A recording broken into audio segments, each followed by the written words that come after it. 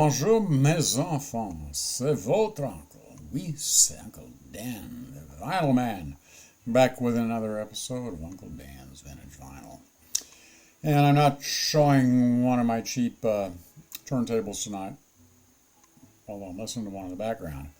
One that shouldn't have been cheap. But I did another video about it, I just haven't put it up yet because I'm lazy. Anyway, no, I've been busy. But I wanted to talk to you about the guy who kind of got me back into vinyl accidentally a number of years ago. I can't remember about when that was. I hadn't been buying vinyl for a long time. But I went to a show in Minneapolis, down in Twin Cities, with a guitarist whose work I've had for a long time. I've known him for quite a long time. And that's Jim Campilongo. And he had a show in the Twin Cities, and I went there. It was just great.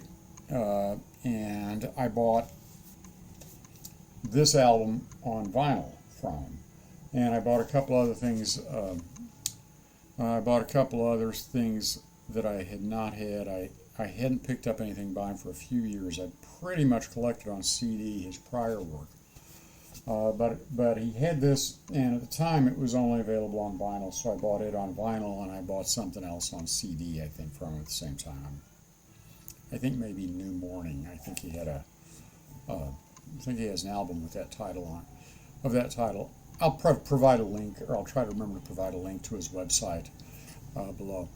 Anyway, because this was available only on vinyl, I went home and at my house, I had a vinyl rig set up that I wasn't using very much, and I had at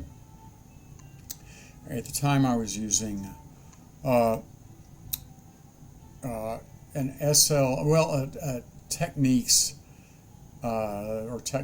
linear tracking turntable and a very small, compact one, and I put the album on. And it was misdrilled a little bit, and it was dragging a little bit as it went around on the cover of that Technics turntable, because that turntable is almost the size it's almost the size of an album. So there was very, very little room, and it was dragging. So that bummed me. I went out right away and bought an Audio-Technica AT-LP60, which I could get at. I lived near Barnes & Noble at the time, and I went up there and bought one of those, and then I bought and it was great, but I thought, this is not high-end, and I bought a Project Debut Carbon at that time, and I never quite warmed up to it, but and at that place I didn't have a great place to set stuff up, not because I didn't have room. It's really because my wife at the time didn't really want me to have a great place. I did, and then I bought a fun, and I'll do a video about this sometime. Bought a fun Chinese tube amplifier, an Audio Romy 818, 29 watts a side. Actually, quite a nice sounding amplifier. And I also had my old Sansui G2000, which I've had since 1977. And I did end up setting that up with a pair of old Fisher speakers that don't sound good with anything else, but managed to sound good with that Sansui for some reason. Sansui just seems to sound good with almost anything I plug into it. Anyway, I bought this, and it was like, it was fun, and so I wanted to listen to it, and it was great sounding on the Audio-Technica. But then I bought the Project Debut, and then I divorced from that wife, and as is my want, I can't seem to keep marriages going, so kind of given up on that. Anyway, and I'm sure that women across the world are saying, yeah, don't worry about it. We gave up on you, Uncle Dan. So anyway, I moved here and started listening to vinyl again, and then started collecting turntables.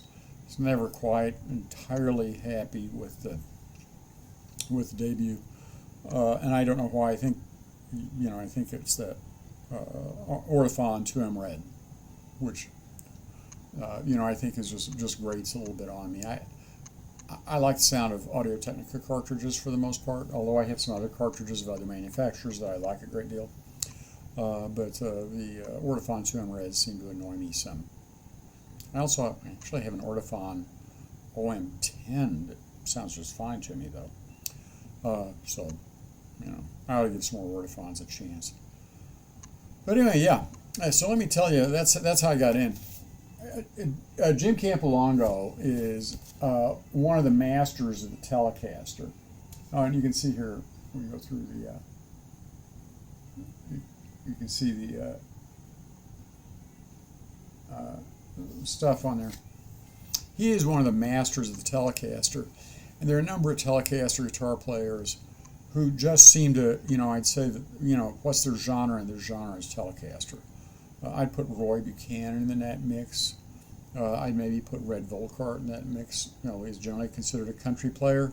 And a lot of these guys get, kind of a country, they're considered country musicians, but I really just think they're Telecaster players. Telecaster, if you're not familiar with them, is kind of a crude guitar. It was basically the first solid body Spanish upright electric guitar. Leo Fender's initially manufactured and sold under the name Broadcaster, and then Gretsch was selling drums with that name, so it became eventually Telecaster. So it started out as a Broadcaster, became a No-Caster for a time. They sold some without any labels on them at all, and then sold others. Started the Telecaster. It's basically a fairly crude guitar, but in the hands of a good guitarist, they can just get amazing tones out of it. And that's what Campilongo does. He's just a brilliant guitarist. He was initially, I learned of him through like Vintage Guitar a long time ago, and maybe Guitar Player. But I learned about him because he's a guitarist, and people love him. Big love in the Telecaster community for him, and in the Fender community, because he plays a Fender Princeton amp, and a ton of love for him there. It's great tones with just the guitar, no pedals or anything. I don't think he uses any pedals. He was initially classified, and I'd buy his CDs and find his CDs when I could find them in stores, in country bins. There's kind of a country tang to it, but it's really country jazz or countrified jazz. But he really just plays the guitar. I highly recommend Campilongo. Just a brilliant guitarist. Oh, by the way, he is in the side project that Little Willies, in which Nora Jones is in. Nora Jones is just one of the, she is, I think, right now probably, terribly underrated, and I think will later be remembered as one of our great vocalists from the 2000s. Come Away With Me is a beautiful album. There's just no doubt about it, and her albums after that have been great. But Campilongo played with her in the Little Willies, which is kind of a Willie Nelson tribute band. They do country music together, and it's just cool that he plays with her, and it's cool that she plays with him too. That adds to her coolness factor, that she's playing with Jim Campilongo, who's just a freaking genius as far as I'm concerned. But this is out on Blue Hen Records, which is basically Campilongo's label. I'll put a link to him so you can find him. This album sounds great. It doesn't say much about how it was recorded. Produced by Luca Benedetti and Jim Campilongo. Luca Benedetti plays guitar with Campilongo on here, so he's part of the band. I don't know much more about it. Blue Hen Records, it's called, but that is a Jim Campilongo label in essence. But I tell you, it tells you that you can find great stuff on private labels. Again, highly recommended. If you like great guitar work, check out Campilongo. Great tones. Oh, when I saw him live, by the way, he was scorching. And when I got his signature on here, as you can see, I talked to him a bit, and we talked a while.